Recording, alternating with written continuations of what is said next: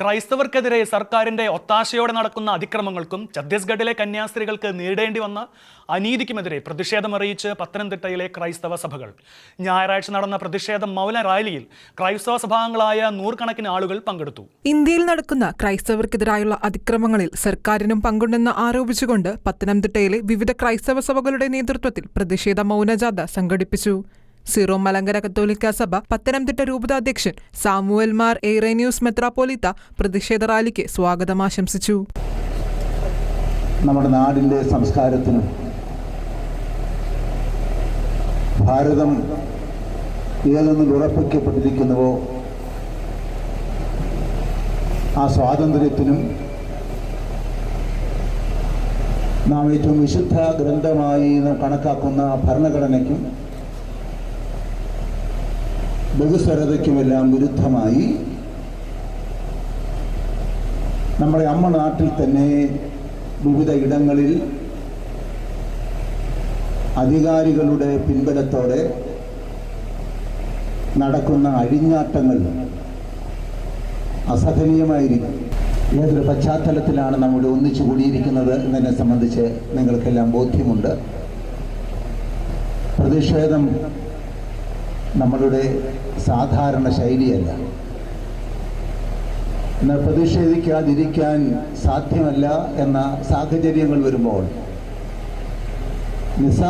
നിസ്സഹായകരായിത്തീരുന്ന സാഹചര്യത്തിൽ പ്രതിഷേധിക്കാൻ നാം നിർബന്ധിതരായിത്തീരുകയാണ്. തുടർന്ന് അഭിവന്യ ഓർത്തഡോക്സ് സഭ മുൻ അധ്യക്ഷൻ കുര്യാക്കോസ് മാർ ക്ലിമിസ് വലിയ മെത്രാപ്പോലീത്ത റാലി ഉദ്ഘാടനം ചെയ്ത് സംസാരിച്ചു.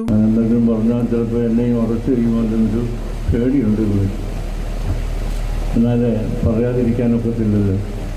നമ്മുടെ സഹോദരിമാർ അവരുടെ മാതാപിതാക്കളെ അവരെ സമർപ്പിച്ച് സഭയ്ക്കും സമൂഹത്തിനും സേവനം ചെയ്യുവാൻ തക്കവണ്ണം ആയുസ് മുഴുവൻ അതിനായിട്ട് സമർപ്പിച്ച സഹോദരിമാരെ ഒരു കാരണവും കൂടാതെ ന്യായമില്ലാതെ അന്യായമായി അകത്ത് കയറ്റി അവരെ ജയിലിലാക്കിയിരിക്കുന്ന ഈ സന്ദർഭത്തിൽ നമുക്ക് അവർക്ക് കൊടുക്കാവുന്ന എല്ലാ സഹായവും സഹകരണവും കൊടുത്ത് അവരുടെ ജീവിതം കൂടുതൽ ദൈവിക ശക്തിയോടുകൂടി ദൈവ സാന്നിധ്യ ബോധത്തോടുകൂടി വീണ്ടും സഭയും സമൂഹത്തെയും ശുശ്രൂഷിക്കാൻ തക്കവണ്ണം അവർക്ക് അവസരമുണ്ടാകുന്നത് പ്രാർത്ഥനാപൂർവ്വം വേണ്ട എല്ലാ പിന്തുണയും പ്രഖ്യാപിച്ച് ഈ സഭയുടെയും നമ്മുടെ എല്ലാ തിരുമേനിമാരുടെയും എല്ലാവരുടെയും നാമത്തിൽ അതിന് എല്ലാ സഹായവും സഹകരണവും നേർന്നുകൊണ്ട് ഈ സമ്മേളനം തുമ്പമൺ മദ്രാസ മെത്രാപ്പൊലീത്ത അഭിവന്യ എബ്രഹാം മാർ സെറാഫിം അധ്യക്ഷത വഹിച്ച് സംസാരിച്ചു. പീഡനങ്ങൾ കൊണ്ട് സഭയെ ഒരിക്കലും തളർത്തുവാൻ കഴിയുകയില്ല എന്നുള്ളതാണ് ചരിത്രം. ഇന്ത്യയിൽ ഒരു പക്ഷേ ഞാൻ വിചാരിക്കുന്നു ഇത് സഭയുടെ വളർച്ചയുടെ തുടക്കമാണ് എന്നാണ് എൻ്റെ വിചാരം. സഭയുടെ ചരിത്രം പരിശോധിച്ചാൽ ഇവിടെ പെർസിക്യൂഷൻ നടത്തിയിട്ടുണ്ട്.